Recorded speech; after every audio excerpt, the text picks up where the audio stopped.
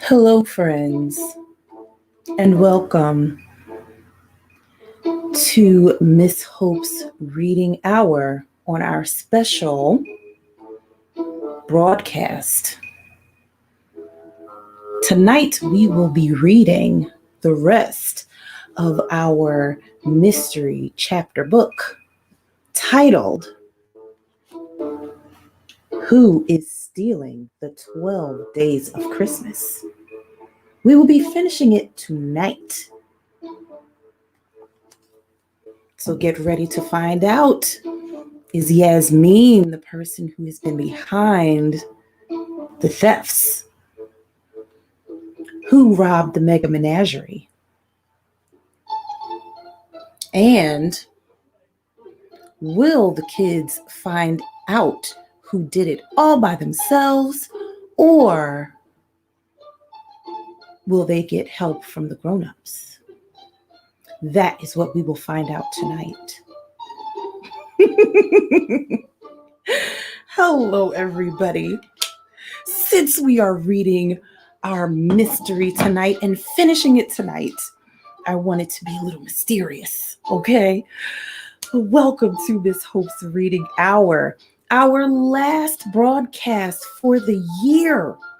This is our last one. Can you believe it? From April to now. From April until the 26th of December. Can you believe that we have read so many books? Okay. I do believe we have read every Monday, Wednesday, and Friday, with a Tuesday and a Thursday sprinkled in there when there was maybe me being sick or there being some technical difficulties. Between all those Mondays, Wednesdays, and Fridays, we may have read close to 200 books. Can you believe it? Can you believe it? So we are now at our last broadcast for the year. Again, just to let you guys know, not yesterday, I'm sorry. So today's Saturday. So today's Saturday. So Thursday. Yes, Thursday.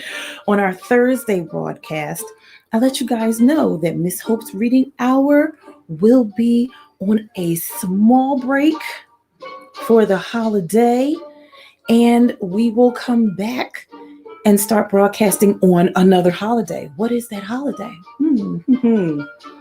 It has to do with someone's birthday. I wonder whose. It's mine. So on January the 6th, on Wednesday, January the 6th, Miss Hope's Reading Hour will be back on my birthday. Okay. So I look forward to seeing you all, Lord willing, in the new year on my birthday with some new books. Now, just to let you know, since we have read so many books, I would like to thank every person who has ever donated, no matter how big or how small, to Miss Hope's Reading Hour. We have had donations as low as $5 and as high as $150. And I am grateful for every donation.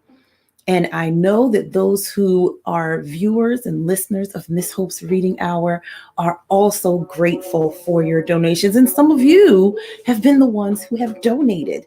So thank you so much for your donations. I do not take it for granted. Just to let you know, I do not take being able to do this for you all for granted. In the beginning, in April, when the whole pandemic thing started, I was, we who work in public school here in Philadelphia, we thought, we'll be out for a month. And then it turned into indefinitely. And after a month, I missed my kids so much. And I was thinking that, all of this must be really scary for children who are in school. not to know what's going on. All of a sudden, you're plucked out of school. Then you find out about, an illness that can really be dangerous. Parents losing jobs, different things going on in the home. And this must be a really hard time for children. And so that is the reason why I started and continue Miss Hope's Reading Hour for those children and those families, because originally all I wanted to do was offer a time to relax and to have some time with your children, or maybe for parents who are at home with the kids, helping them all day with virtual school, that maybe Miss Hope's Reading Hour could be a time for your child to sit and watch and listen to great books and great literature, and give you a little bit of time to maybe get the dinner done or take a breather, or you can all take a breather together while you're sitting and listening to these stories. And one thing I did find is that many of my adult friends actually love the reading hour. So I'm really happy and really overjoyed and humbled by what Miss Hope's Reading Hour has meant to some people. And I really ask that maybe during this week that Miss Hope's Reading Hour is not on, this time between now and January the 6th, that you could leave a comment either on Facebook or Instagram or one of the YouTube videos or on Periscope to let me know how Miss Hope's Reading Hour has impacted you in any way. So I just want to say thank you. Thank you so much for allowing me to come into your homes and on your computers and on your phones and to offer this moment of just sitting and listening and sometimes sparking your imagination, because it's kind of hard to be home all the time and not able to move around all the ways that you want. But books can take you anywhere. And I've always believed that. So thank you so much for allowing me to come into your homes and to entertain you, to make you happy, to make you think of a faraway land, to make you laugh. Thank you so much. And I'm very humbled and honored to be able to do it for you, and can't wait to come back with some more books on January the 6th. With that being said, okay, as you can see right down here in the ticker, we have read many books, and our library has gone from this to this to this to this to this, and now we're back getting down to the wire of our books. So if you would like to donate to Miss Hope's Reading Hour so that we can continue offering great literature to children and families, please do donate whatever amount that you can. Please do donate to Miss Hope's Reading Hour by going to my Cash App, which my Cash App is $HopeGM. That's HOPEGM, all lowercase, all one word. No special characters except for the $, HopeGM. Or you can send a digital gift card, a Visa one to your favorite book retailer, from your favorite book retailer, and send it to our email address at misshopesrh@gmail.com. That's MSHOPESRH@gmail.com. So please feel free at any time to donate via Cash App or by sending digital gift cards to that email address. Also, if you would like to bring me or send me books, please do that. Many of our donations that we have read along the way have come from people who said, Miss Hope, I found these books, or I had these books, and I want to donate them to you. Can I bring them to you? If people were in Philadelphia, they were like, can I bring them to you? Or you can send them to me in the mail. And if you want to do that, get in touch with me on from the email and let me know that, and I can give you the information to send me those books. Okay. Well, our last thing to say before we get to our mystery is this wonderful sneaky music that you're listening to, and the book that we are reading today. Miss Hope does not own, and Miss Hope's Reading Hour does not own any of the rights to those things, but they are here for your listening and reading enjoyment. Okay? One last thing I wanted to say before I read. Many people kind of take lightly what read alouds, which is what I do to help children to read better. Children read better and comprehend better when they hear more words. And read alouds help with children being able to hear more words and comprehend what's going on in stories once they start reading. So never take it for granted. Getting a book, sitting maybe at bedtime and reading a story to your child. It helps more than you know. And that's part of the reason too that I do Miss Hope's Reading Hour. Because sometimes parents are like, I want to find a book to read to my child at home or to read to my child at bedtime. And, you don't always know which books to get. And that's why I try to get a lot of different books that aren't read most of the time. So I can give you ideas of books that you may want to purchase for yourself and for your home library, for your children, or for your students. All right. So with that being said, let us get to the conclusion of Who is Stealing the 12 Days of Christmas by Martha Freeman. This is a scholastic book.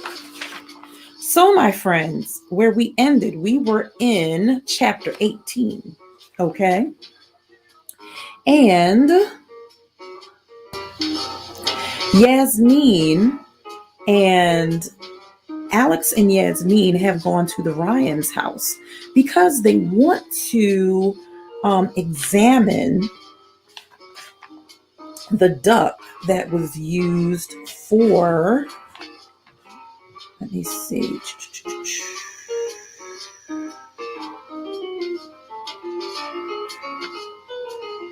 So they wanted to examine the duck that was used as one of the Ryan's birds in their display. But they realized it's a huge rubber ducky. And if it's a huge rubber duckies aren't like the other birds. They're usually closed off at the bottom. So they asked Mr. Ryan, can we look, Mrs. Ryan, who's a teacher, can we look at your rubber ducky? And she said, fine, just go ahead, just as long as you leave me alone, because I'm a teacher, and now I feel like I don't have enough time to prepare for Christmas. So go ahead, have at it. And so they went and looked, and lo and behold, there was a hole cut in the bottom of the rubber duck. But they didn't find out yet what was inside of it. Because if you ever had a rubber ducky, the bottom of it has a little hole, but you can't reach up and put anything in there. And Yasmeen had an idea and thought, maybe someone cut a hole in it. And they absolutely did cut a hole in it. I was like, oh boy, they were absolutely right. Someone cut a hole in it. And that's where we ended, where they saw it covered by cardboard. It had been glued, I think with a board or cardboard, been glued to the bottom of the hole that they had cut in the rubber ducky. What clue will they find in there? That is the question. Continuing chapter 18.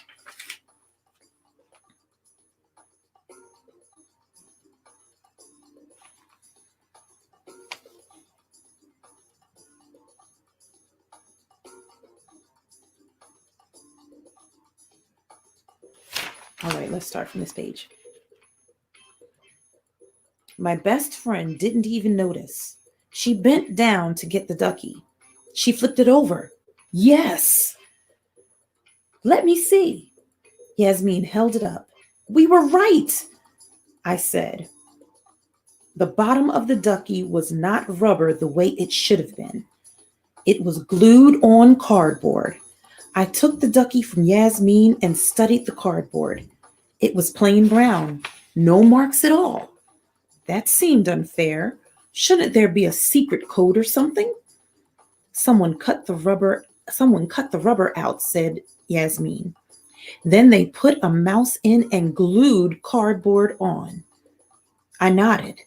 After that, the treasure hunter stole the ducky, took the mouse out, and glued the cardboard back, I said. Yasmeen high-fived me. We are brilliant, she said. Except we already knew all that, I said. We didn't know. We suspected, said Yasmeen. Now we know. And we know something else, too. What? Whoever stole it was a good tree climber. Or else they had a cat, I said. Let's ask Mrs. Ryan if she's seen anything unusual, Yasmeen said. And I hope she's got more construction paper. Look, the fall from the dogwood tree had flattened the fake partridge's beak.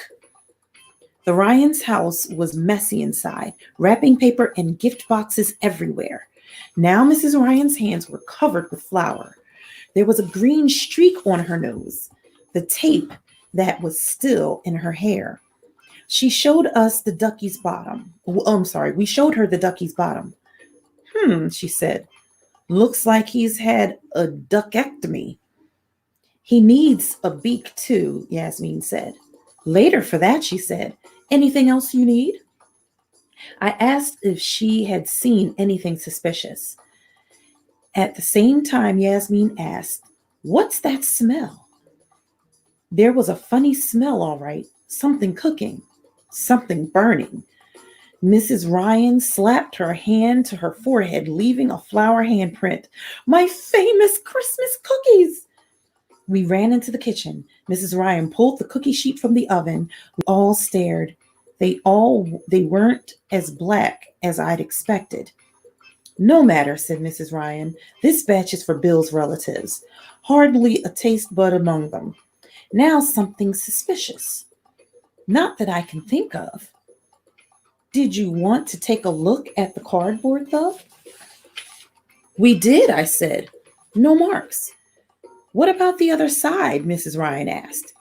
Yasmeen and I looked at each other. Forget about brilliant. We were a couple of idiots. Is it okay? Yasmeen asked.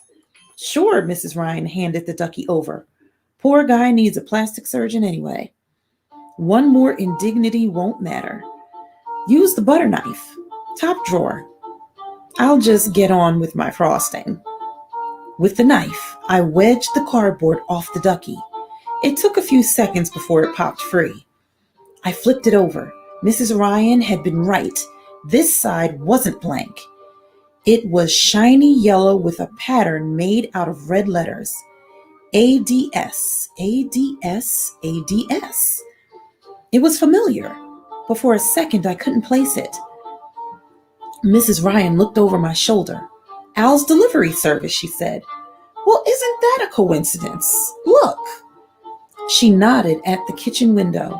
Sure enough, Al was just pulling up outside Bub's house. Come on, said Yasmeen. Hey, Mrs. Ryan followed us to the door.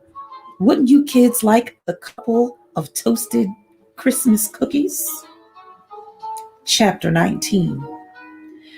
We turned down the cookies. We dashed out the door. We were so speedy that we arrived on Bub's porch only steps behind Al. Luau was already there. Afternoon, kids, Al said. Coming for soup too? Tuesday's minestrone means big soup in Italian. Bub makes the biggest yet.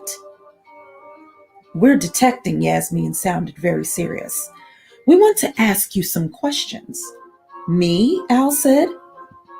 And at that moment, Bub's door opened. Hail, hail, said Bub. Right this way. Soup turned out really well. I've got coffee too. Al whispered to us, stay away from the coffee. It sits on the stove all day, just like soup. For coffee, it's deadly. I guess Yasmeen was so excited about detecting she forgot about Bub's cooties and getting in trouble. She followed Al into Bub's house, no hesitation. I followed her. The front door opened on a hallway. The picnic cooler Bub's niece had brought was sitting there. To the right was the living room, which also had a dining table. Beyond the table was the kitchen. Luau went right by the living room and up the hallway. Then he did the bump, bump, bump thing against the closed door on the left. Mr. Kitty. Bub shook his head. Stay out of there. He picked Luau up, carried him into the living room, and dropped him into the recliner by the TV. Looks like Humphrey Bogart again, he said. Al hung his coat on the back of a chair and sat down at the dining table. He cleared newspapers away to make space for himself. Yasmeen and I hung back.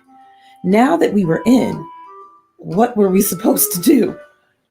Sit yourselves down, kids, Bub said from the kitchen. Did you know I'm a very important person? Al said. These kids have questions for me. Detective questions. Do tell. Bub came out with a bowl of soup, a spoon, and a paper towel.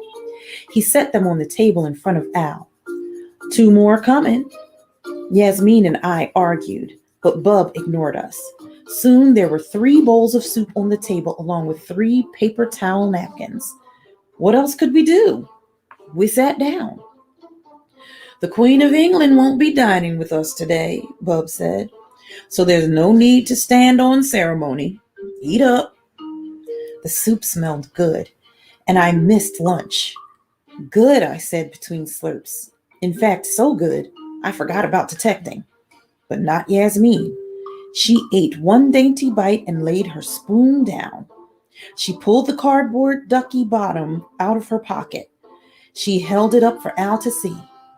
Do you recognize this? She asked him. Yasmeen must have been watching movies like the one Luau was looking at now. I think she expected Al to break down and confess he was the bird thief. And maybe the mouse thief too. But he didn't. He took the cardboard from her and said, a piece cut out of one of my boxes. Where'd you get it? Yasmeen looked crushed. You don't know? She said. Al pushed his bowl away. Superb as always, he told Bub. Good time for coffee. Got time for coffee? Sorry. Again, we don't have on our glasses. Got time for coffee? Bub asked him. Al was already standing, putting on his coat. Oh no, he said. Not this week. I've got a delivery right here for Sophie and Byron. Man, my sister buys them a lot of toys. Then I go downtown for Mrs. Miggins. After that, over the mountain to Bellburg for a pickup. All before 3. Before you go, I said, could I ask you something? Al smiled. Sure, if you make it snappy. Who besides you would have your boxes? All kinds of people, he said. The ones I just mentioned, for starters. The Sikora's kids, Mrs. Miggins. Probably everybody I deliver to has a box kicking around. Why? Is that cardboard some kind of clue or something? Some kind, but not the good kind, I guess, Yasmeen said. Al said he was sorry he couldn't help, and he headed for the door. Halfway across the room, he nodded at the picture window. Looky here who's coming up the walk, he said to Bub. Guess the authorities have caught up with you at last. Bub looked. It was only a matter of time. He held his wrists out like he was ready for handcuffs. I'll go quietly. I heard footsteps on the porch. Then Al opened the front door. Hey, officer, he said.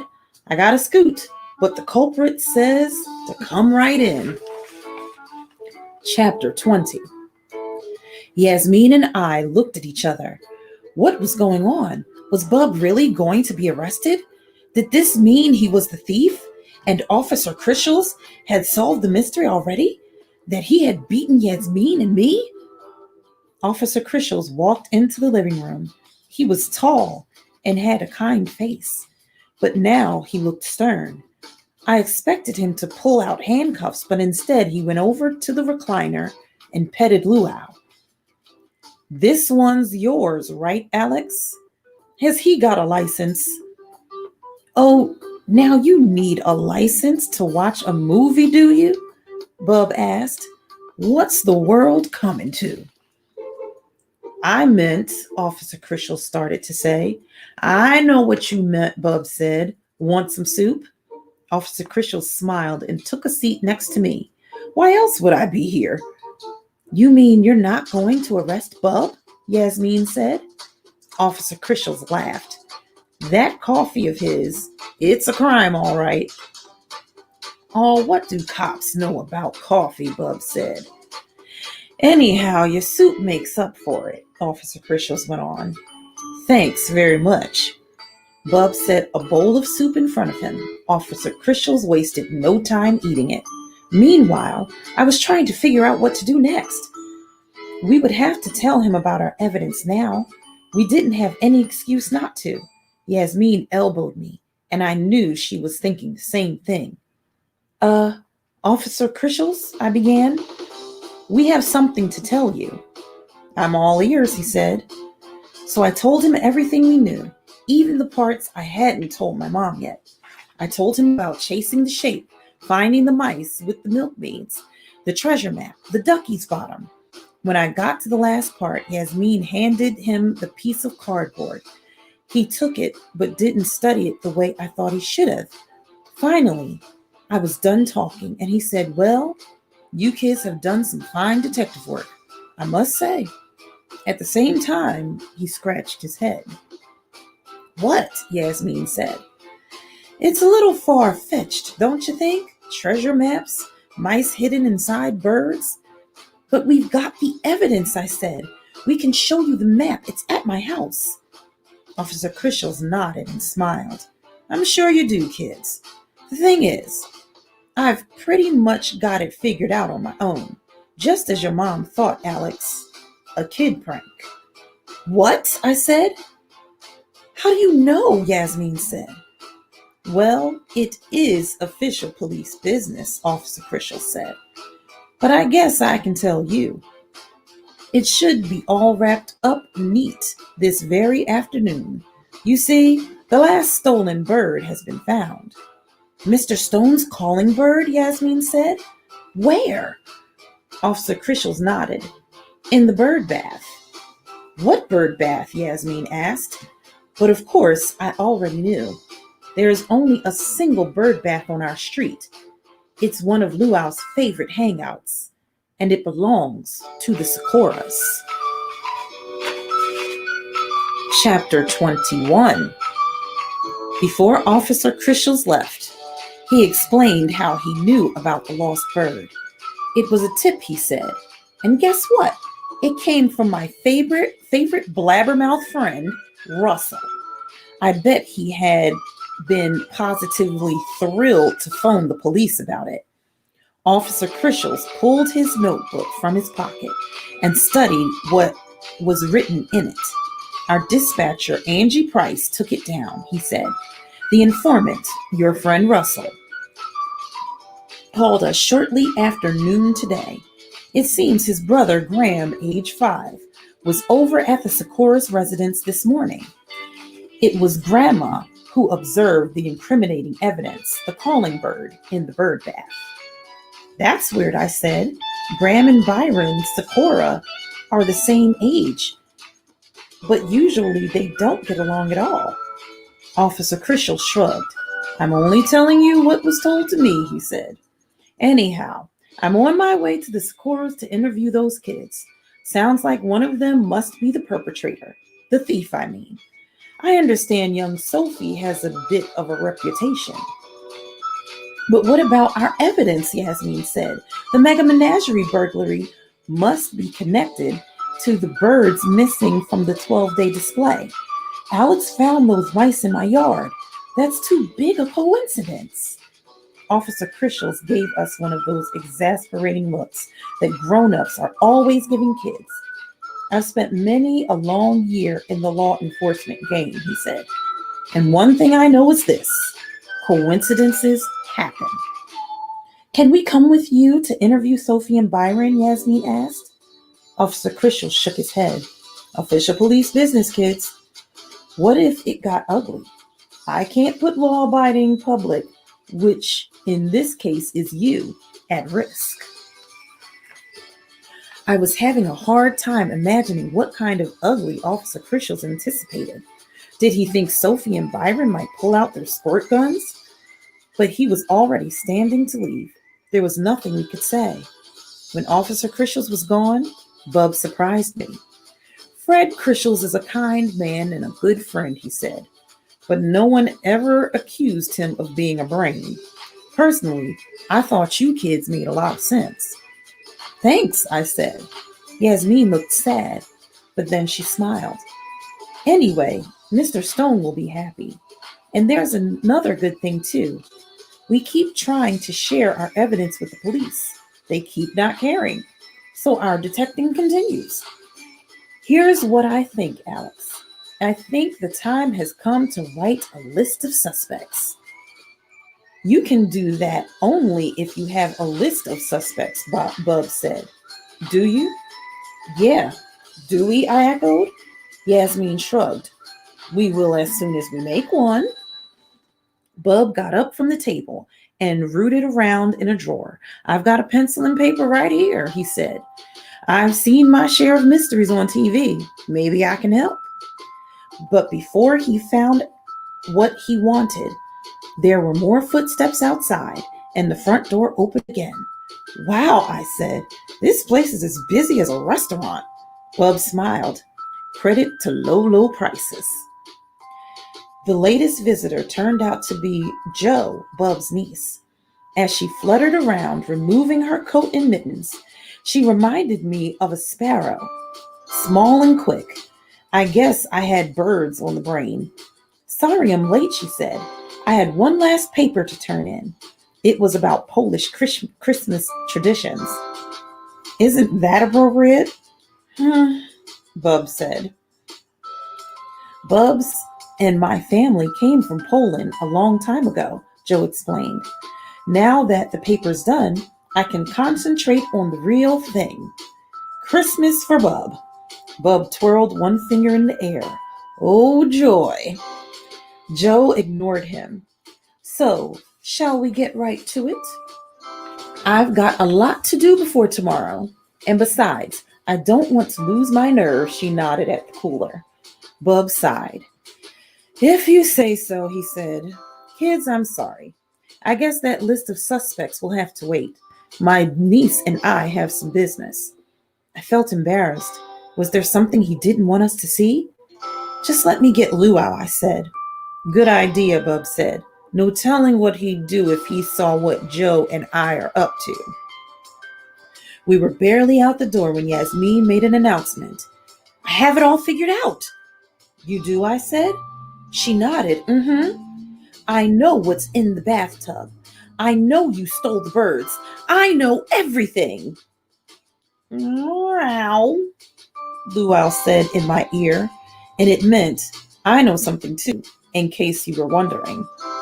So what else is new, I thought. Everybody's smarter than me, even my own cat. Okay, I said. Let's pretend I believe you. What?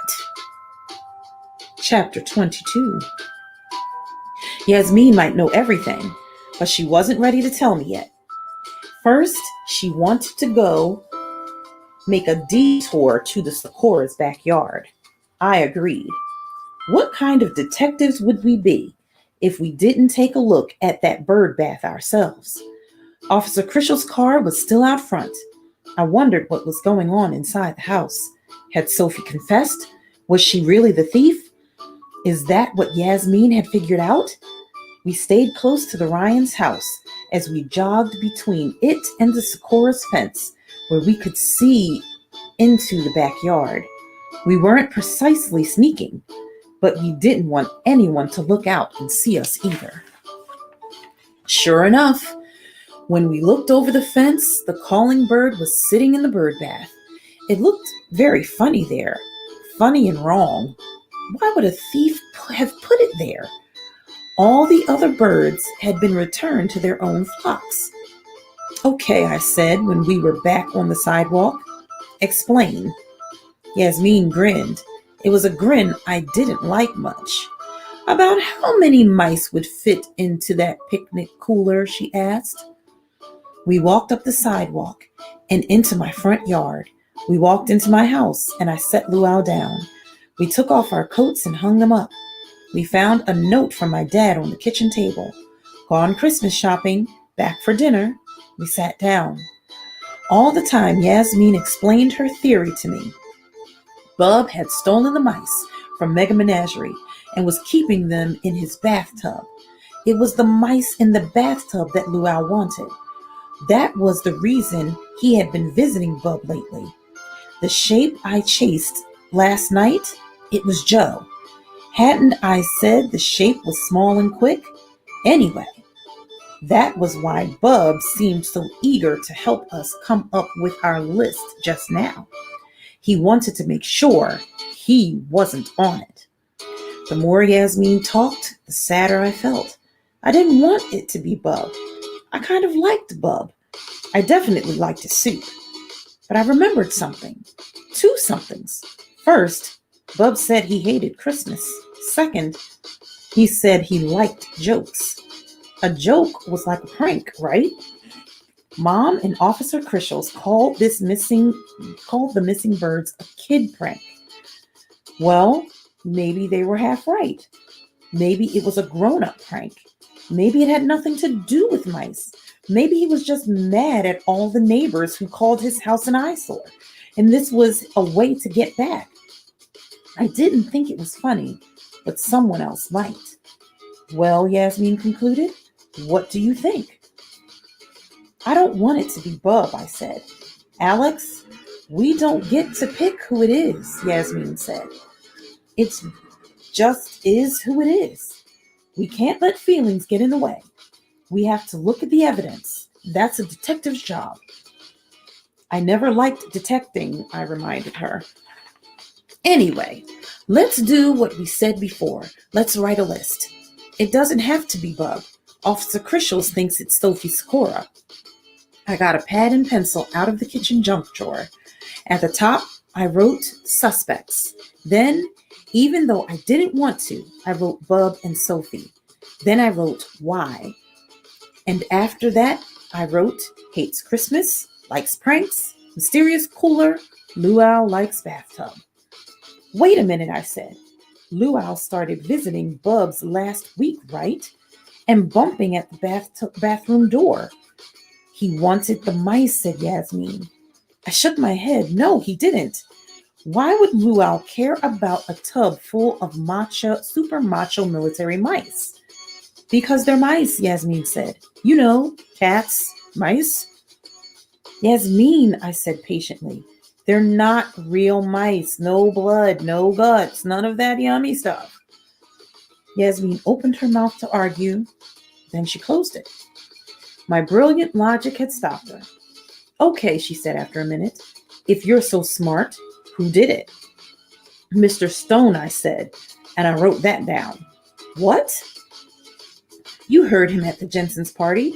The Ryan's ducky has been driving him crazy for years. This year I snapped my fingers.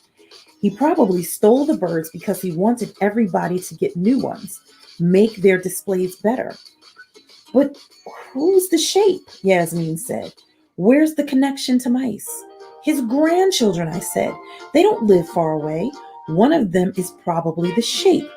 Mr. Stone made the treasure map. He was hiding the mice for them. Yasmeen was thinking this over.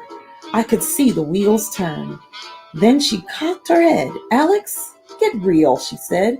Can you seriously see an old rickety man like Mr. Stone robbing a toy store? What did he do? Climb in a window? No way. I had to admit that was a problem. Still, I wrote down Mr. Stone on the list. And after, why? I wrote, hates Ryan's ducky, give mice to grandchildren, improve 12-day birds. Anyway, Yasmeen said while I wrote, Mr. Stone gave us hot chocolate. He wouldn't give the detectives hot chocolate if he were the bad guy. By that logic, Bub's innocent too, I said. He gave us soup, didn't he? Besides, now you're letting your feelings get in the way. Am not, said Yasmeen. I came dangerously close to saying R2, which would have been just so pathetic. But luckily, I was stopped by the sound of the speaker outside. On the first day of Christmas, my true love gave to me a partridge in a pear tree. Yasmeen grinned. Neither of us was tired of that music yet, even though the grown-ups were. To us kids, it always means Christmas. I have a different idea, Yasmeen said. Let's phone Russell. I've been thinking about the calling bird in the bath. It doesn't fit. Where did it come from? Why did it show up this morning? How come the thief didn't put it back with its own flock like he did with the other birds? 4 calling birds, sang the music helpfully. I nodded. Plus, it doesn't make sense that Graham was over there. He thinks Byron's a crybaby. They never play together. We went into the den so I could look up the number. From the den, I could see the tourists outside. Among them tonight was Mrs. Miggins and Leo G. Luau. Luau had noticed them too. He stood at the back of our sofa, swishing his tail. I dialed the phone and asked to speak to Russell. When he came on, I told him we had talked to Officer Crishells. Then I asked him, since when does Graham hang out with Byron? Since never, Russell said. That lady at the police station, the one who wrote down what I said, I thought she sounded kind of confused. It was Billy Jensen who was over there. He saw the bird in the bird bath. He told Graham, and Graham told me. I knew it was evidence, so I called the police. Smart, huh? Very smart, I assured him. Besides, Sophie wrecked my party. I didn't exactly mind turning her in. Did they arrest her? Did they put her in handcuffs and haul her away? I told him I doubted it, but if so, he could read it in the newspaper. Billy Jensen, Yasmeen repeated when I told her what Russell had said. That little gossip? Leave it to him. Anyway, it reminds me, Michael was doing his own detecting, remember? That's what he said when we saw him yesterday. I nodded. I gave him our first piece of evidence, I said. But it doesn't matter now. We've got way better evidence than any old mouse price tag. Maybe Michael knows something, Yasmeen said. Maybe we should pool our information. You mean share, I said. No way. We're going to solve this ourselves. I think I've got it all figured out. Yasmeen looked skeptical. Mr. Stone? I shook my head. Tiny miscalculation there. Okay, genius, she said. What's the latest? I nodded at the window. Mrs. Miggins and Leo G. were looking at the 9 drummers who drum nightly in the Snyder's yard. Mrs. Miggins, I wrote on my list. And it held up for Yasmeen to see. Fine with me, she said. Nobody likes Mrs. Miggins. She's a witch. But why should she rob her own store? I explained what my mom had said about insurance scams.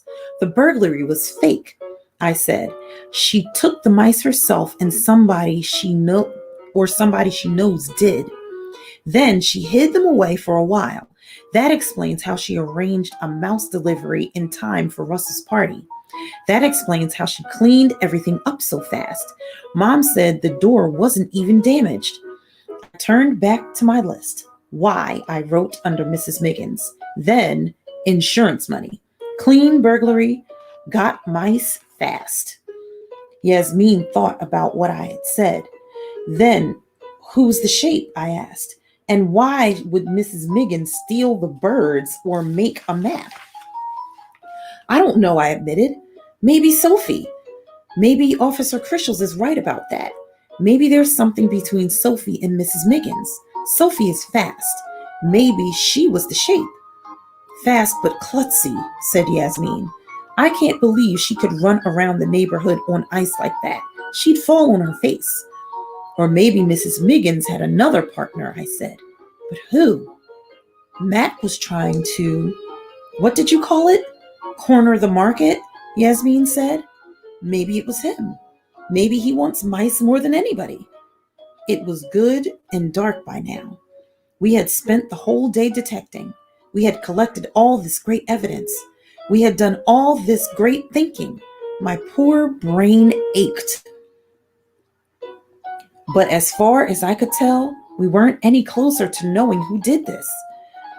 Can we take a break? I said. I know. Let's go look at the 12-day display. I haven't even walked around to see it at night this year.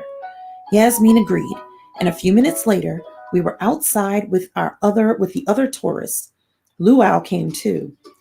I guess he was afraid we might try to sneak in some detecting without him. My idea was that seeing the decorations might help me to think up an even more brilliant theory. But as soon as I saw them, I forgot all about the crime and criminals. Even though I live with them every year, even though I know how unmagical they look in the daytime, I love seeing the 12-day decorations at night. Looking at them now, all I could think about was Christmas, only 2 days away. Chapter 23. There were quite a few tourists that night. I said hi to Luke, one of the guys at Russell's party, and to Mr. Go, who owns the gas station. In front of the McNitt's house, we caught up with Michael and Billy Jensen. There was no point talking to Billy. He was singing along with something on his Discman. It sounded pretty bad with 12 Days of Christmas playing at the same time. Did you guys hear? Michael had asked us. The police solved the case before I could. There goes my reputation. Don't feel bad, Yasmeen said. It must have been a tough one. I do feel bad, though, Michael said, because I was so far off. I had been thinking maybe Bub, because, well, you know, but the Sikoras had the calling bird. Billy saw it. I guess that's that. Ooh, wait a minute. Went on to some other. We got to keep it shadowy. I was afraid Yasmeen might argue with him. She can never resist arguing. To keep her quiet, I said the first thing that popped into my head. Mr. Stone will be really glad to get that bird back, since his family made them and everything. Michael laughed. My mom says if she hears that story one more time. Now Yasmeen interrupted. She had to defend her new best bud, Mr. Stone. But they are nicer than the other birds. Homemade, not plastic. And today, he told us that one was special. His daughter made it. I wondered about the eyes, Michael said. Why do girls like pink so much? Why isn't blue the girl color? That was a good question. I had never thought about it, but Yasmeen said it was a tradition. Same as Christmas colors being green and red. My mom could probably look up where it comes from, she said. She's great at that. While we were talking, Luau went over to see about Leo G. Being king and all, Luau expects any other animal to visit the neighborhood to bow, or at least stand still for a polite sniff. Unfortunately, Leo G didn't know this. He is friendly to all creatures, even muscly orange cats. So when he saw Luau coming, he got all delighted and wagged his tail and stumped his front paw. "Hey, Luau, watch out!" I tried to warn him, but it was too late. Leo G shook his big old slobbery head, and Luau was slime sprayed from nose to tail. Ugh. Meow, ow. He hollered, and it meant I have never been so humiliated. Yasmeen and I couldn't help it. We laughed till our tummies hurt. So did Michael and the other tourists in front of the mixed knits display. Only Billy and Mrs. Miggins missed out. Billy because of his disc man, and Mrs. Miggins because she has no sense of humor. "Your cat was annoying Leo G," she said to me. I gulped to stop myself from laughing. Sorry. Chapter 24. Yasmeen had to go home for dinner, but I'll be over tomorrow at 7:45 sharp, she said. We need to work on our list. Tomorrow we solve the mystery. I didn't tell her that I had one more name to add to the list. Yasmeen Pop. I didn't want to add it, but she was the one who said a detective has to look at the evidence, right? That a detective can't let feelings get in the way. Back in the den, I wrote Yasmeen, and under Y, I wrote person you least suspect. Fast. Ditched me to return swan. So now there were 4 official suspects: Yasmeen, Mrs. Miggins, Mr. Stone, and Bub, plus Officer Crishel's pick, Sophie Sikora. I looked at the list and shook my head. None of them seemed precisely right. We needed more evidence, but I didn't even know where to look. Anybody home? Dad called. In here, I answered, and at the same time my stomach growled. Detecting was hungry work, and all I had eaten since noon was a bowl of soup. After Dad put his packages away, he fixed spaghetti for dinner. I was telling him how Officer Crishells thought Sophie was the bird thief. When Mom came home, she said hi, then went upstairs and changed into sweatpants, sweatshirt, and the fuzzy slippers I had given her for her birthday. Back in the kitchen, she looked at her watch and said, "Want to see something funny?" We followed her into the den, and she turned on the TV. There she was on the screen talking to Stan, the local news guy. "Detective Parakeet," Stan said. "Is it fair to characterize this rash of burglaries as a holiday crime wave?" "I don't think a sensational label serves the public good. Do you, Stan?" Mom said. "Toy mice have been taken from 4 stores in a 50-mile radius of College Springs. That seems to be the extent of the crime wave." "Should homeowners take additional security measures?" Stan asked. "It is wise to be prudent," Mom said, "but I see no cause for alarm." The station cut to a commercial for cat food. Luau hadn't come home yet. I figured he was looking for a beauty salon that stayed open late. It was too bad he had to miss this commercial, though. Some of the cats were very good looking. 4 stores, I said to Mom. So it wasn't only Mega Menagerie? "It's a mouse crime wave," Mom said. "And you know what? Police remain baffled." "Poor Mom," I said. "Poor me," she agreed. "But hey, on the bright side, Fred Crishells tells me who stole the 12 days of Christmas." "Did Sophie confess?" I asked. "Not exactly," Mom said. She told him she didn't know anything about a calling bird in their bird bath, and her parents backed her up. Then she had one of her tantrums, and of course, they blamed poor Fred. Honestly, that child is so spoiled. But spoiled doesn't necessarily make her a thief, I said. Dad looked at me. You sound like you don't agree with Officer Crishel's assessment. I told my parents Yasmeen and I had some evidence Officer Crishel's didn't care about. Like what? Mom said. I hated that moment. She was looking at me and waiting. Not mad, not yet, but I had a feeling she was going to be.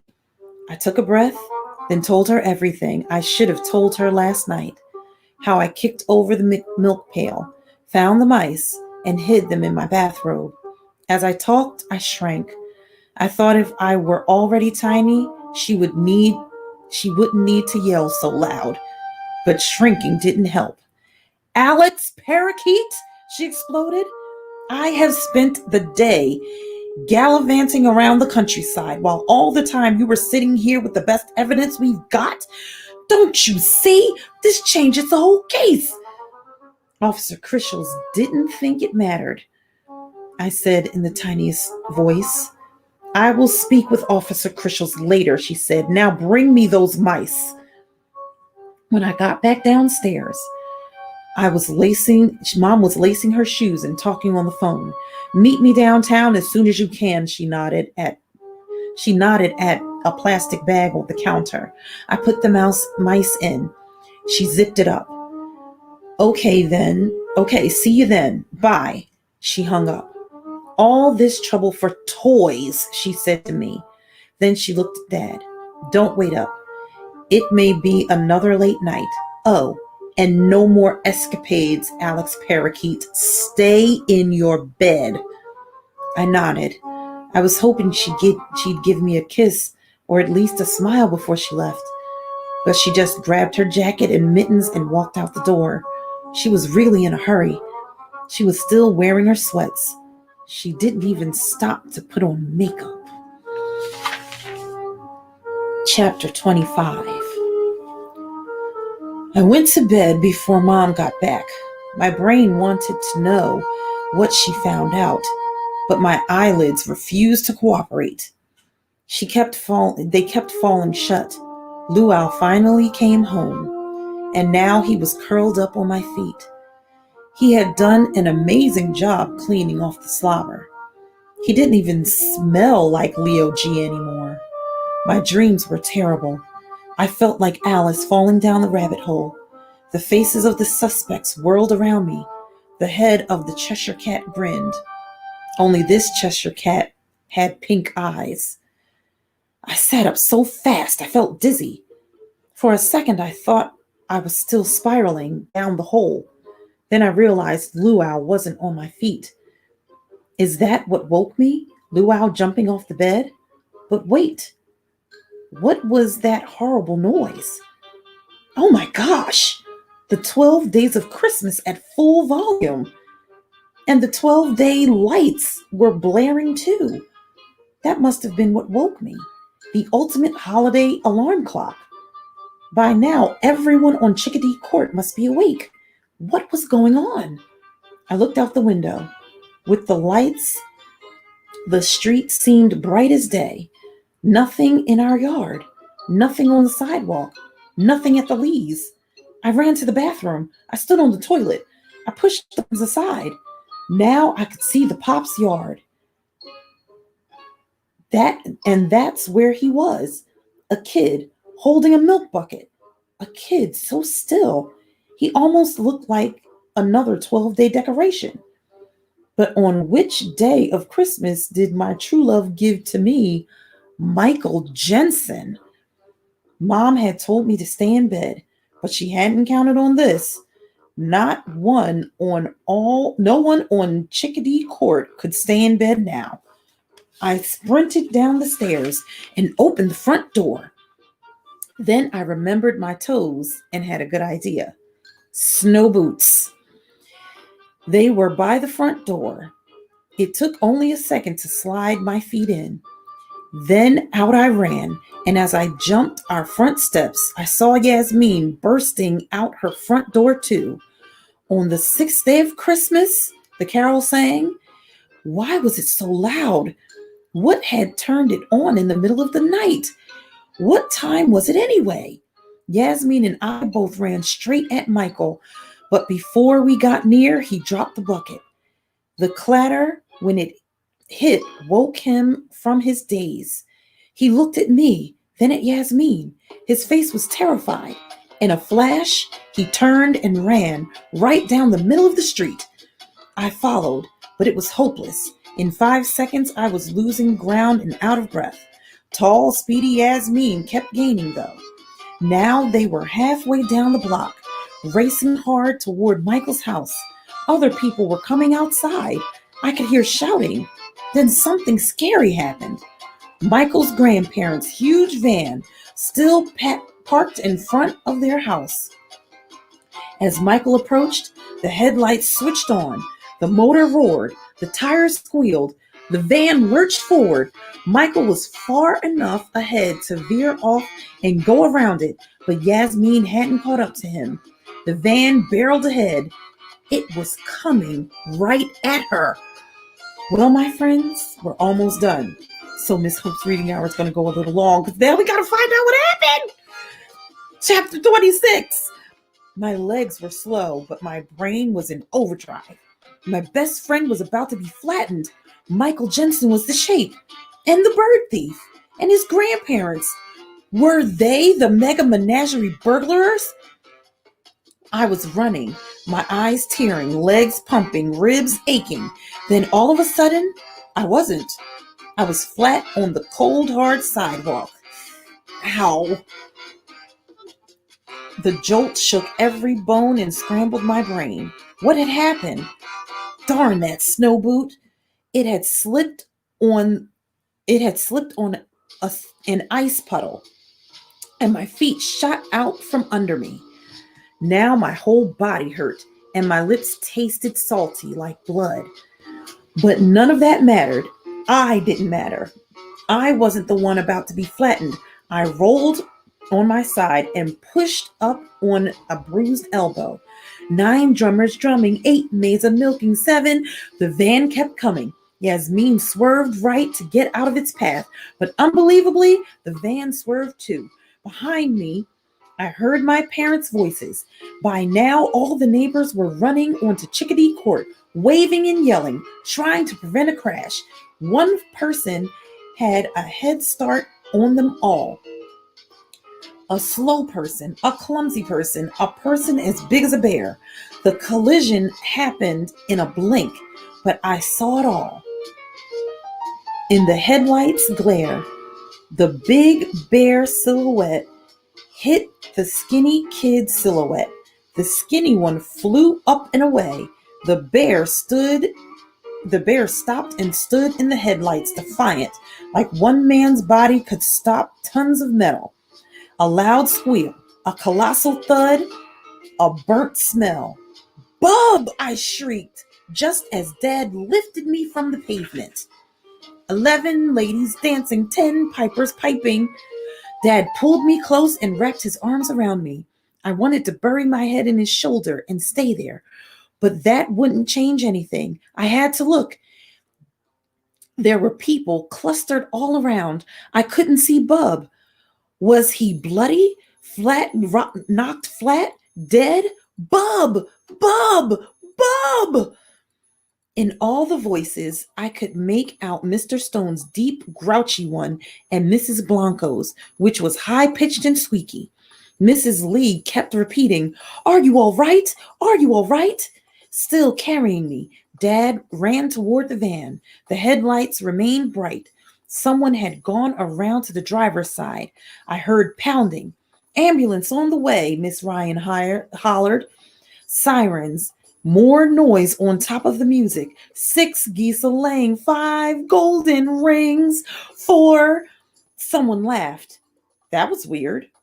Mr. Stone. "Look at here in the back," he said. "Better get Detective Parakeet around to see this, and I suspect the kids will be interested." As we got closer, I heard something else, something wonderful. Bub's voice, weak but gruff as ever. "No, Mrs. Lee, I am not all right," he was saying. "It hurts being hit by a truck." Behind us, Mom breathed a sigh. Oh, thank heavens. Finally, Dad pushed through. But there was Bub on the street. The van must have hit him at an angle. He was off to its right side, half of him in the headlight's beam. He was leaning back on his elbows, shielding his eyes from the glare with his hands. He was wearing striped pajamas. The top was bloody. So were his hands. I couldn't see where the blood came from. His face was pale. He was barefoot. His toes were white and ugly. It was mean to notice toes at a time like this, but I couldn't help it. Professor Jensen stood closest to him. He was talking, but I couldn't hear words. Mrs. Jensen was nowhere around. Neither were Michael and Billy. And where was Yasmeen? How was Yasmeen? I looked over by where she had landed. Too many people. I couldn't see. How hard had she fallen? Now there was commotion around the driver's door. It opened. My mom took over. Gangway, ladies and gentlemen, she said. All right, step out of the vehicle, please. Hands where I can see them. And a partridge in a pear tree. With that, the 12-day lights went dark and the music silent. It was almost as big a shock as when they flashed on. For a moment, the street was black except for the headlights. Then the porch lights at the Ryans popped on, and after that, the lights at the Jensens and the McNitts. Mom reached into the van and shut down the headlights. My teary eyes were grateful. The sirens came nearer. Dad put me down. I knelt next to Bub. Do you hurt a whole lot? I asked. Yup. His voice was wheezy, like he couldn't get his breath. It was scary. This big, powerful guy suddenly seemed so fragile. You're not looking so good. You're not looking so good, he said, either. I wiped my hand across my lip. Blood. Yuck. I tripped. Klutz, he said. What happened to your sidekick? I looked around for her again. This time I found her walking towards us. She was limping, leaning on her dad. There were tears streaked on her face, but there was a brave smile too. She was okay. I don't think I've ever felt so relieved. I stood up, ready to give her a big hug, but of course, I didn't. Too embarrassing. Professor Pop nudged her forward, toward Bub. How do you feel? She asked him. You don't want to know, Bub said. My dad says you saved my life. Bub took one wheezy breath, then two. He shrugged and grimaced. Better me down here than you. Yasmeen's teary eyes brimmed over. I'm really sorry, she said. Are you going to? Bub shook his head. No, I'm not going to, he said. And don't you be sorry. The darn driver should be sorry. Which reminded me, who was the darn driver? I looked up at the van. There was Mom, helping whoever it was out. Now I saw. It was Michael's grandma. I recognized her happy face sweater. What kind of grandma tries to run over children in the street? Mom slammed the van door, which made Michael's grandma jump. With Mom holding her arm, she walked toward the sidewalk. Couldn't see Grandma's face, but from the back she looked shaky, slow, and small. I didn't see Grandpa at all. Now the sirens got even louder. The ambulance had turned the corner onto Chickadee Court. Right behind it were fire trucks and 2 police cars. Every one of them wailed. We couldn't hear each other talk. The red lights made everything flash pink. The ambulance pulled alongside the van. It had barely stopped when 3 guys sprang out, 2 carrying a stretcher. From radios blared a lot of official-sounding talk, code numbers and car numbers. I put my hands over my ears. It didn't help. It was the loudest night of my life. Out of the way, please, hollered the ambulance guy. Give the patient some air. All right now. What have we got? The other ambulance guys hooked Bub up to wires and tubes. It seemed like no time till they had slid him into the back. Then the sirens wailed again, and the ambulance rolled away toward the hospital. I was worried about Bub, afraid for him. But soon I was distracted too. There had never been so much action on Chickadee Court. Chapter 27. Yasmeen and I took a place to sit on the sidewalk and watch. Police swarmed everywhere. Firefighters herded people farther away from the van. A patrol officer put yellow police tape around it. More officers were asking the neighbors questions. This was kind of funny, I thought. Here were Yasmeen and I, the only ones who knew what had happened and why. Nobody was asking us anything. We should have figured it out sooner, Yasmeen said. Remember by the McNitts tonight when Michael said, "Pink eyes," I nodded. I know. Shoot, Yasmeen said. I hate it that you're as smart as me. Get used to it, I said. But I only figured it out just now. You can't see the calling bird's eyes unless you're close to it. That's what Mr. Stone told us. And the only person who got close to the bird was the bird thief. Ergo, Yasmeen said, Michael was the bird thief. Remember how he's been yawning so much? Oh, and he was subbing on that paper route. I bet it was easy to swipe birds while he was delivering newspapers in the dark. Right, said Yasmeen, but there's still one thing I'm confused about. The milk bucket. Why did he go back for it? For once, I knew something she didn't. Because he thought the mice were still in it, I said. The ones from last night. That's where he hid them when I was chasing him. And then you stole them. Yasmeen couldn't help reminding me. And then I gave them to my mom as evidence, I said. Yasmeen smiled. Good for you, she said. But I bet she was mad. Oh boy, was she. Anyway, so Michael followed the treasure map. And the treasure map was made by Grandma. We said it at the same time. What about Grandpa? Said Yasmeen. Don't know, I admitted. But I bet he was involved too. Even as tough as Grandma is, I couldn't see her robbing Mega Menagerie. And those other stores too, don't forget. Right, I can't see her doing that all by herself.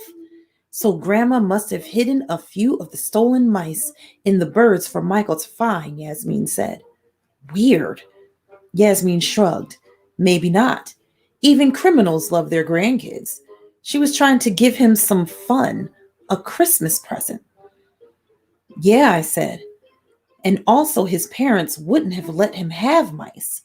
So she couldn't just wrap them and put them under the tree. She had to be sneaky. Yasmeen nodded. But isn't Michael kind of old to play with mice? How can you say that? I said. Mice are for all ages. And anyway, you know how grandparents are. They think kids are babies practically forever. But I've got another question. We know it was Michael who put the calling bird in the Sakura's bird bath. But why? I don't get it. What about this? Yasmeen said. What if you scared him last night and he thought he had to do something fast to throw you off the track? So what he did was put the calling bird at the Sakura's house. He knew Billy would see it when he went over today. I nodded. I get it. Knowing Billy, Michael could be sure that the information would get spread around, and everybody knows about Sophie. I feel sort of bad about Sophie now, Yasmeen said. Nobody should assume another person's a thief just because they're different. Well, troublesome. That's what we all did with Bub, too. I wasn't worried about Sophie. I was too busy feeling bad about something else. I shouldn't have put Yasmeen on the list of suspects. If I couldn't trust my best friend, who had been, who had, if I couldn't trust my best friend, who happened to be a girl, who could I trust? Detecting was not only hard work, it was dangerous too. It made you too suspicious. If I ever did any more detecting, I would have to watch out for that. So now there's only one mystery left, Yasmeen, said Yasmeen. There is? Hello, Yasmeen knocked on my skull. Do you remember? We still don't know what's in Bub's bathtub. By now, the street had quieted down. So when the police car engines turned over, we jumped. Through the back window, I could see... Oh, wait a minute. Sorry, something popped up. We're almost done. We're almost done. We're almost done. We are almost done. Oops. Sorry. All right. Where was I?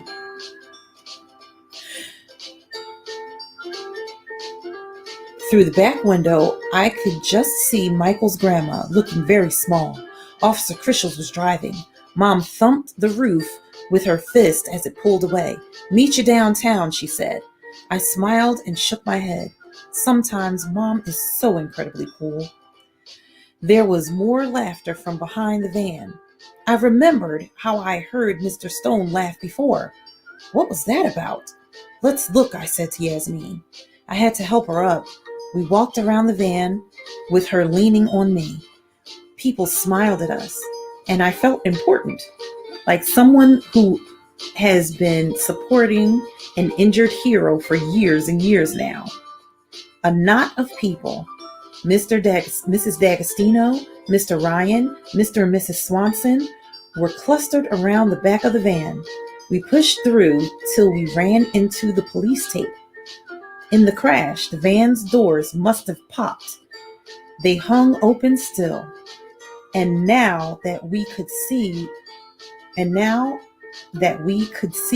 what had flown out, we started laughing too. What was it? Is this the last chapter? Yes, it is. This is the last. Oh, no. That's the last chapter. But they're short. We gotta finish reading it. Chapter 28. Chickadee Court looked like a battlefield with dead and wounded lying everywhere, most still clinging to their weapons. It might not sound funny, but it was, because these soldiers had big pink ears. Seeing a billion super macho military mice all at once, I couldn't help it. I felt a surge of greed. Why not scoop up a few? But my greed didn't last. I knew I couldn't actually steal them. I had found out that guilt made stealing not worth it. I wondered about Michael's grandma. She had stolen all those mice, and she was old. Hadn't she ever learned about guilt? Or maybe she didn't feel any. If you didn't, does that mean you don't have a conscience?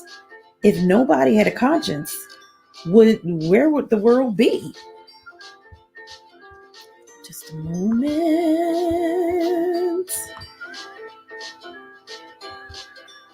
Wait a minute.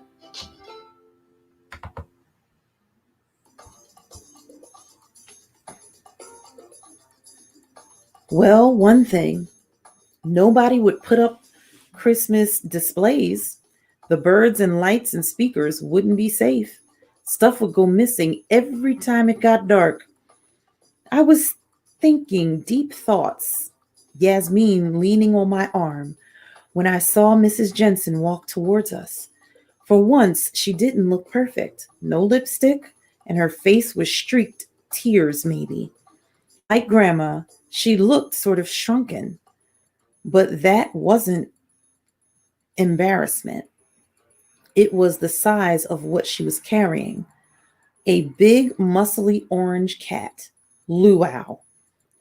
What is this? What is with the ace detective now? Yasmeen asked. He's yours, I think. Mrs. Jensen handed him to me. I put him over my shoulder and nodded. Meow, Luau said, and it meant, don't drop me. I've been through enough for one day. Where did he come from? I asked. Mrs. Jensen shrugged.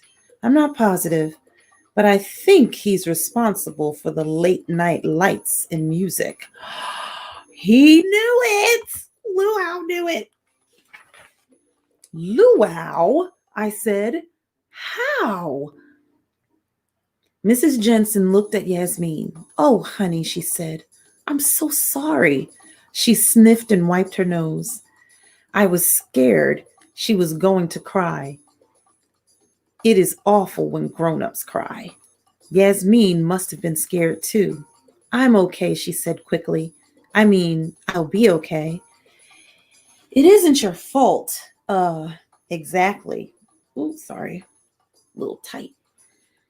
Mrs. Jensen tried to smile. There'll be time for explanations, for apologies, she said. But for now, this cat, I found him curled up on the bookcase in the living room, the one by the switch. All I can think is he came in when Michael went out. Then he jumped up and his tail brushed it, something like that. It's rather funny, isn't it? I mean, oh dear, if any of this is funny. The cat woke up the whole neighborhood. Then he fell fast asleep. Chapter 29. You might think I could have slept in the next morning. I mean, it was almost dawn when I collapsed into bed. It was Christmas Eve. All our detecting was done. So, what was there possibly to wake me up early? The phone. It rang and rang. Don't you think parents should answer when kids are in bed? Shouldn't that be a law, like the Bill of Rights and stop signs? Anyway, my parents didn't, and the ringing didn't end till the machine picked up. I rolled over. The ringing started again. Maybe it was the hospital. Something to do with Bub. Hello, I yawned into the receiver. Is Bub okay? But it wasn't the hospital at all. It was Stan, the news guy from TV. He had called Yasmeen already, but she said she wouldn't talk to him unless I was there too. She said we solved the case together, and it was only her dumb luck that she was the one that got almost run over and became a hero. You never saw anybody as happy as Stan when he came to interview us later. It was a once-in-a-lifetime Christmas story, he said. Heartwarming, funny, with just that holiday dash of pathos. I didn't know what pathos was either. Yasmeen told me sadness. So why didn't he just say sadness? Anyway, the stories will be all over the paper tomorrow, and they've been on TV and radio and web today. Elderly hero risks life, saves child. Reckless driver arrested as mouse thief. Who stole the 12 days of Christmas? Ask Grandma. By the end of the day, practically everybody on Chickadee Court had been interviewed. Everybody except Bub, that is, because his doctors kept the reporters away. And the Jensens, they wouldn't talk to anybody. Who could blame them? I wondered how Michael was doing. I guessed now he wouldn't be king of the neighborhood anymore. Anyway, he wouldn't have to go to jail, Mom said. It wasn't his fault he had criminal grandparents. So his grandfather was in on it too, I asked her. He was the one who knew about locks and keys, Mom said. They used to have a lock shop. Apparently John, Professor Jensen, set them up in this new business tabby antiques and junk. They've never had much money. I don't know. Maybe they were jealous of John's success. Anyway, when they saw how valuable the retired mice were, they decided to grab as many as they could and put them away till prices rose. By then, the burglary case would be cold. Cold, I interrupted. So old, they're hard to solve, Mom explained. And then they'd feel safe putting the mice out at their store. Well, I think we were all perfectly stupid not to figure it out sooner, said Dad. The van was sitting on our street for days. Anyone who spells junk with a Q is obviously some kind of criminal. Mom pulled me close and messed up my hair. It sort of drives me crazy when she does that. I'm not some little kid anymore. Still, it's better than laser death stares. I know it was hard to confess to me about the mice, she said. I know how much you like them.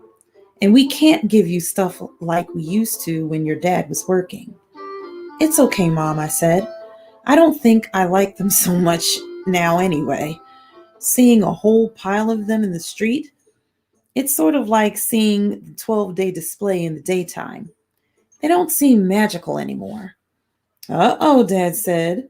Not even Ulysses S. Mouse? From the way he said it, I had a pretty good idea what I was getting for Christmas. Well, sure, I still want that one, I said. Thank goodness, said Dad. Mom gave me a squeeze. You're not bad for a kid, Alex. From Mom, this was a pretty good compliment. I asked another question. What about Leo G? How did they get by him? That pussycat, Mom said. He's not much of a watchdog. Grandma just brought him a dog biscuit is all. No wonder he was so glad to see her when she dropped Billy at the mouse party, Dad said. So what about last night, I asked. What was Grandma trying to do anyway? Make a getaway, Mom laughed, then covered her mouth. I'm sorry. I know Bub was injured, and that's a shame. But there is a comical side. When the lights went on and caught Michael in the act, she panicked. She ran straight for the van with the mice in it. She didn't stop for Grandpa or her glasses. So she couldn't see, I asked. She wasn't trying to hit anybody. At least that's her story. She never saw Yasmeen at all, only Bub, and she braked as soon as she saw him. You will never believe what we did that night, Christmas Eve. We celebrated at Bub's house with a traditional Polish Wigilia,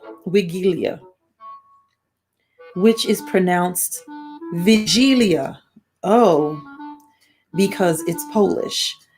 And the Poles are almost as bad spellers as the French. My dad thought Bub was crazy when he called from the hospital to invite us. Excuse me, Dad said, but aren't you the guy who was mowed down by a 5-ton motor vehicle in the middle of the night?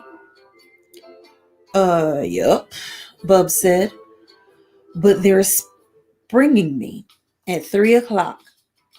So long as you're in one piece, they don't let you lie around. Bub, forgive me for saying so, but you don't sound so good. Clean bill of health, Bub said. Anyway, my niece Jo is doing the work. I'll just sit on the divan in the splendor, befitting a hero. Jo invited Yasmeen's family for Vigilia too. Yasmeen got permission, but her parents said no thanks. They said Jeremiah couldn't be trusted to behave at a dinner party. Wow.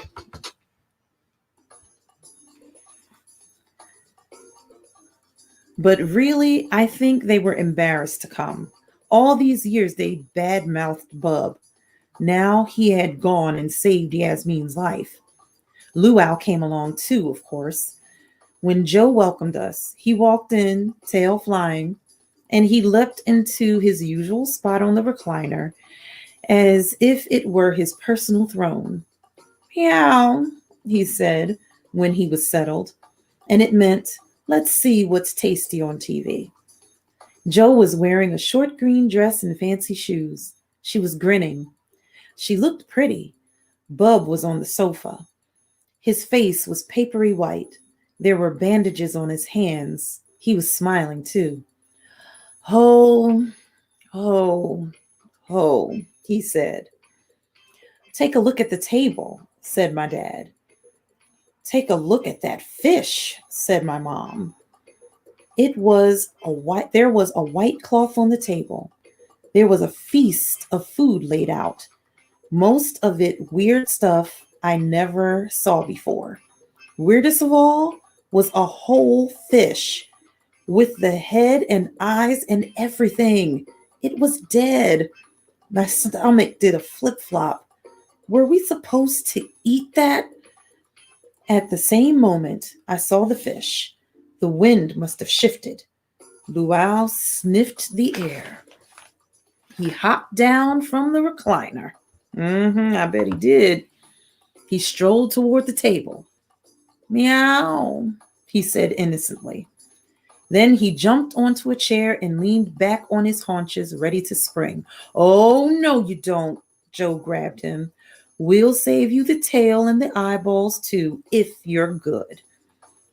Eyeballs are the best part, said Bub. Anyway, Luau's been darn patient. He deserves the treat. Wait a minute, Yasmeen looked at me. Is it the fish that was in the bathtub? Bub nodded. Only it was livelier then. But why keep a fish in a bathtub? Yasmeen asked. Joe explained as we sat down at the table. The fish was a carp, traditional for Christmas Eve in Poland. It wasn't a kind of fish you could buy at American grocery stores. She had gone to a lot of trouble to find one. Isn't a carp a goldfish? Dad asked. Were we going to eat a goldfish? Joe laughed. Only a goldfish cousin, she said, which didn't make me feel that much better. Most Polish people are Catholic, she explained. On Christmas Eve, we don't eat meat. So they eat carp. It's hard to get fresh fish right before Christmas. So people buy them live, keep them in a bathtub. It's part of the tradition. We didn't want you to see us killing the fish, said Bub. Not at your tender age. Now I understood. That's why you asked us to leave the other day. Yasmeen winced. You killed him and put his poor dead carcass in the cooler? Joe made a face. It wasn't pretty. I'm sure he had a happy life, said Dad. And now he looks delicious. Shall we eat? Not yet, said Joe. She told us first there was a ritual called sharing the opłatek, which is pronounced opłatek. Opłatek was a very thin cracker with Christmas pictures stamped on it. What you do is wish each person something special, then trade pieces of cracker. I thought it sounded stupid, but it turned out to be nice. Mom wished me to stay a great kid. Dad wished me to stay helpful around the house. Joe wished me to be a good friend to her uncle. And Bub wished me a long and happy childhood. Then it was Yasmeen's turn. I wish us both another mystery to solve, she said. You're kidding, I said. Was that the last thing I wanted? Wasn't that the last thing I wanted? Didn't I hate detecting? Except maybe I didn't. It had been fun to have something to think about besides lousy Luigi. Fun to do something real. And maybe the next mystery would happen in the spring or the summer, sometime when the weather was warm. It was my turn to wish something for Yasmeen. I could see she was impatient, eager to eat goldfish, I guess. I wish you the same thing, I said. Another mystery. We high-fived and luau meowed. This time it meant Merry Christmas. The end, my friends. It was who I thought it was. The second time, I think, when Mrs. Miggins looked at the grandmother and said, haven't you been here before? I've seen you before. And the grandmother was like, no, I've never been here before. It was Michael and Billy's grandmother I guess they stole the decorations to hide the mice in there. And then Michael would go back. He would get the mice, put them in the pail, take them home, bring the pail back. Oh, crazy. Now they realize Bub is a great guy. Mr. Stone has a sense of humor. And it was the grandmother. I knew it because remember, she worked out. Anywho, we have gone way over time. For any of you who stayed with me, thank you so much. I am so glad that I had the opportunity to finish this great book with you. So I'm going to give you a little tease. The next book coming in January, okay, is by the same author. I'm not going to tell you the name of it, but it is a mystery. It is. So, with that being said, thank you so much for those of you who stuck it out and listened to the end of the story. And for those of you who didn't, I hope when you watch this that you enjoyed it and had a great time. I apologize for my flubs. Do know that hopefully by January the 6th or a little after, I will have my new specs, which will help with the reading, okay? Because sometimes, as I told you, I got a little astigmatism.